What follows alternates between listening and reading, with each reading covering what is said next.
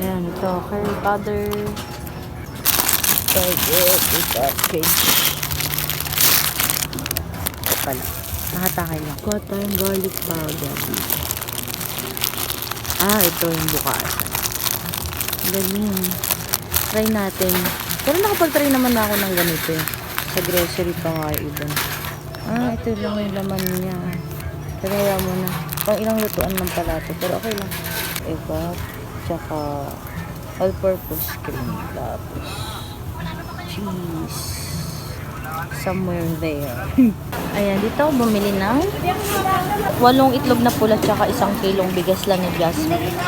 Oh my God, ganito dito yung drainage. Ay, walang drainage. Sa buong paligid ganito.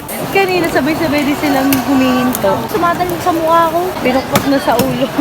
Ito na yung pang ating seafood kineme na salted egg flavor. Oh yes, yung pusit lang. 200 na lang. Tahong, hipon at pusit.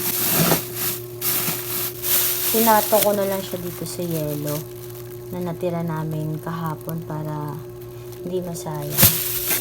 Tapos saka natin siya itatabi sa freezer.